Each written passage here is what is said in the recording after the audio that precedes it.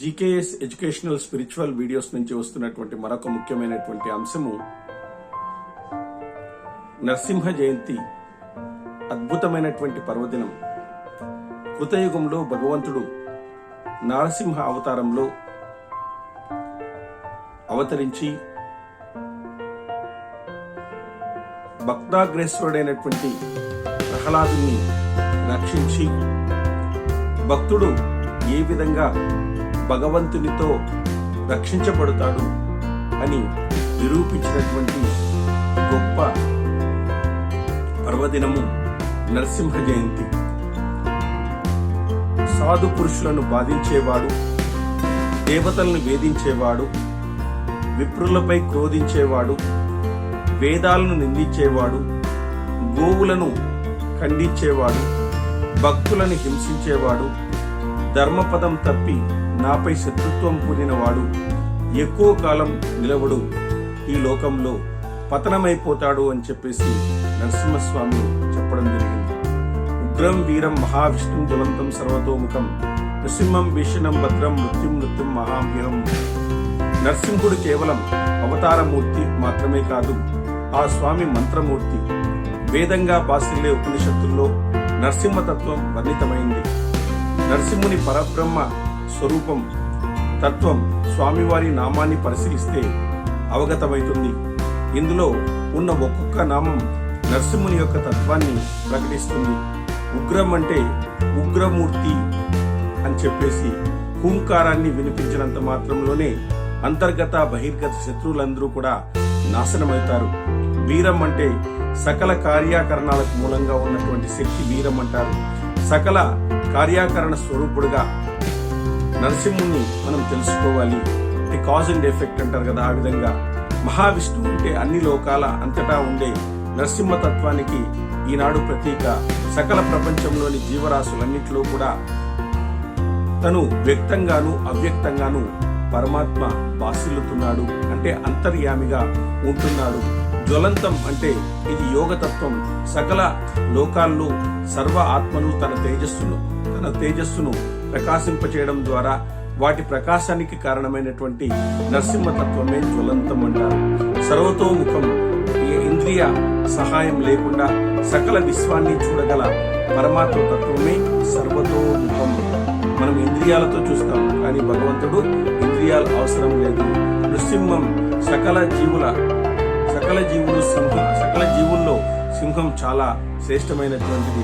అందుకని పరమాత్మ లోకాలను ఉద్ధరించడానికి శ్రేష్టమైన సింహంగా రూపం దాల్చాడు. భీషణం అంటే నరసింహుని శాస్త్రశక్తికి ప్రతీక. భీషణం అంటే సూర్యచంద్ర రాజుల ప్రకాశత్వం, అష్టదిక్పాలక నిర్వహణతో సమస్తము నరసింహ భీషణ శక్తిగా కారణంగా నిలుస్తున్నాయి. భద్రం అంటే భయాన్ని కలిగించే భీకరమైనటువంటి పరమాత్మ ఆ భయాన్ని పోగొట్టి అభయాన్ని కూడా ఇస్తాడు. తనను శరణవేరిన వారికి భద్రతను వహిస్తాడు స్వామి. మృత్యోన్మృత్యుం మహామ్యహం అంటారు. స్మరణ చేత అపమృత్యువును కూడా దూరం చేసేటువంటి వాడు, మృత్యువుకే మృత్యువైనటువంటి వాడు నరసింహుడు. అమృతత్వాన్ని కలగజేసేటువంటి స్వరూపము. కాబట్టి నమామ్యహం అంటే ఉగ్రమూర్తి అయినప్పటికీ కూడా నరసింహస్వామి కరుణాంతరంగుడు. కన్న బిడ్డను అదిలించేటప్పుడు ఎలా ఉగ్రత్వాన్ని ప్రదర్శిస్తాడు, పరమాత్మ కూడా అంతే. ఆ విధంగా ఆయనలోని శాంతమూర్తిని ఉపాసన చేస్తే సకల శుభ పరంపరలు కలుగుతాయి అని చెప్పేసి ఆ విధంగా చెప్పడం అనేటువంటి జరుగుతుంది. జీకేఎస్ ఎడ్యుకేషనల్ స్పిరిచువల్ వీడియోస్ నుంచి వస్తున్నటువంటి మరొక ముఖ్యమైనటువంటి విషయం నరసింహ జయంతి. అద్భుతమైనటువంటి పర్వదినం. ఈ జయంతి యొక్క అంతరార్థాన్ని, పరమార్థాన్ని ఒకసారి మనము ఇందులో చర్చిద్దాం. అనంతమైనటువంటి ప్రకృతిలో అణువులో పరమాత్మ నిండి ఉన్నాడని ప్రహ్లాదునికి తెలుసు. అందుకే వేలెత్తి అతను ఒక స్తంభాన్ని చూపించాడు.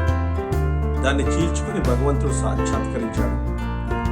నరసింహస్వామి ఆవిర్భావం కేవలం రాక్షస సంహారం కాదు, దైవ చింతన, దైవం పట్ల నమ్మిక ఎంతటి మహత్తును ప్రకటించగలదో నిరూపించడమే. ఎంతటి అపరిమితమైన శక్తి ఉందో ఆ స్వామికి స్వయంగా నిరూపించాడు. నరసింహ రూపము ఎంత విలక్షణమైందో అంత విశిష్టమైనది కూడా. లోకంలో ఎక్కడైనా మానవ శరీరము, సింహము తల కలిగినటువంటి రూపం ఉంటుందా? రాక్షస రాజ్యానికి ప్రభు హిరణ్యకశిపుడు, అతని తమ్ముడు లోకకంటకుడైనటువంటి హిరణ్యాక్షుడు కూడా హిరణ్యాక్షుడిని వరాహ రూపంలో స్వామి వధించినాడు. అందుకు పగబట్టినటువంటి హిరణ్యకశిపుడు తపస్సు చేసి బ్రహ్మ నుంచి వరం పొందాడు. గాలిలో గాని, నీళ్ళలో గాని, నీటిలో గాని, అగ్నిలో గాని, ఆకాశంలో గాని, సర్వ దిక్కుల్లో గాని ఎక్కడా తనకు చావు రాకూడదు. రాత్రి పగలు రెండూ కాకూడదు. చీకటి వెలుగు రెండూ ఉండకూడదు. గ్రహాల వలన, రాక్షసుల వలన గాని, భయంకరమైనటువంటి సర్పాల వలన గాని, దేవతల వలన గాని, మానవుల వలన గాని, జంతువుల వలన గాని, శస్త్రాల వలన గాని, అస్త్రాల వలన గాని తనకు మరణం లేకుండా ఉండాలని బ్రహ్మదేవుని ద్వారా హిరణ్యకశిపుడు వరాన్ని పొందినాడు. హిరణ్యకశిపుని కుమారుడు ప్రహ్లాదుడు పుట్టుకతో గొప్ప విష్ణు భక్తుడు. సర్వకాల సర్వావస్థలందు విష్ణు ధ్యానం తప్ప మరొకటి లేనిటువంటి వాడు.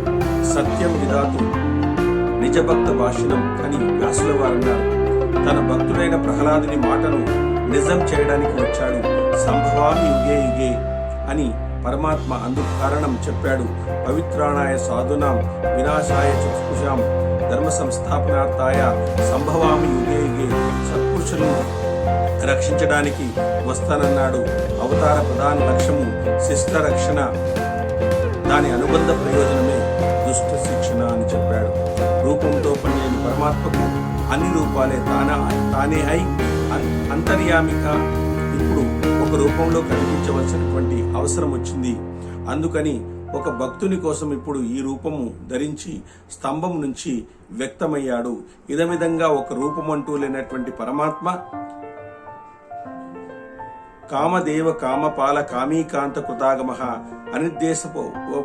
అనిర్దేశపోపో విష్ణు వీరోనంతో ధనుంజయ అని విష్ణు సహస్రనామంలో చెప్పినట్లుగా తనను నమ్మిన వారి కోసం ఏ రూపంలో అయినా అతను కనిపిస్తాడని నిరూపించినటువంటి సన్నివేశము, ఆవిర్భావము అంతటా నిండి ఉండి ఉన్నటువంటి స్వామి వెతికి చూసినప్పుడే కనిపిస్తాడని నరసింహావతారము మనకు నిరూపిస్తుంది. హరిభక్తి భగవత్ సాగరాన్ని, భవసాగరాన్ని తేలిగ్గా దాటిస్తుంది. హరిభక్తునిగా పుట్టినవాడు పావనుడు, కనుకనే కోరుకున్న చోట దైవం వెలిసేలా చేసుకోగలిగినాడు అంటారు. హిరణ్యకశిపునకు ప్రహ్లాదునికి ఒక హరిభక్తి విషయంలోనే తగాదా. మిగిలిన సందర్భాల్లో హిరణ్యకశిపుడు దానవుడే అయినప్పటికీ కూడా బిడ్డ విషయంలో ఒక తండ్రి చూపించాల్సిన ప్రేమనంతా కూడా చూపించాడు. ఆ సమయానికి చదువు చెప్పించడం, ఎంతవరకు నేర్చుకున్నాడో అడగడం, ఇలా ప్రేమపూర్వకంగా ప్రహ్లాదుని చూసుకున్నాడు. అలాంటివన్నీ తండ్రి తత్వాన్ని నిరూపిస్తున్నాయి. ఆ విధంగా ఈరోజు మనం ఒక ఉత్సవాన్ని జరుపుకుంటున్నాం. ఉత్సవం అంటే ఉత్కృష్టమైనటువంటి రసాన్ని పిండుకోవడం. జయంతి నాడు విశిష్టమైనటువంటి వారి గుణాలను, కర్మలను విశ్లేషించుకోవాలి. అంటే ప్రహ్లాదుని యొక్క గుణాలను, కర్మలను విశ్లేషించుకొని వాటిని సాధ్యమైనంత వరకు అనుసరిస్తూ పాటించడానికి ప్రయత్నం చేయాలి. ఆ మహానుభావుని గుర్తు చేసుకుని మహదానందాన్ని పిండుకొని ఆస్వాదించేటువంటి జయంతి నరసింహ జయంతి. ఎన్ని వరాలు పొందినా ఏదో ఒక రంధ్రాన్ని వెతికి పట్టుకుని భగవంతుడు తనను మట్టు పెట్టగలడు అన్న రహస్యము అతనికి తెలియదు. ఆ విధంగా భగవంతుడు ఏదో ఒక దాన్ని నిరూపించి ఆ విధంగా మట్టు పెట్టడం అనేటువంటి జరిగింది. ఈ విధంగా అనేక రకాలుగా భగవంతుడు ఈ నరసింహావతారంలో ప్రహ్లాదుని రక్షించి హిరణ్యకశిపుణ్ణి వధించడం అనేటువంటి జరిగింది. ఆ విధంగా నరసింహస్వామి ప్రత్యక్షమైన తర్వాత ప్రహ్లాదుని వరం కోరుకోమంటాడు. వరం కోరుకోమంటే అప్పుడు ప్రహ్లాదుడు, నాకు వరాన్ని అడిగేటువంటి కోరికను తీసివేయండి, అనేక మంది జనులను నేను ఉద్ధరించాలి, అనేక మందికి లేనటువంటి మోక్షము నాకు వద్దు అని చెప్పేసి ఆ విధంగా చెప్పడం జరిగింది. అదేవిధంగా నరసింహస్వామి ఇంకొకసారి ఖచ్చితంగా నువ్వు ఏదన్నా వరము కోరుకోమంటే అప్పుడు తన తండ్రికి మోక్షాన్ని ప్రసాదించమని కోరుకున్నాడు.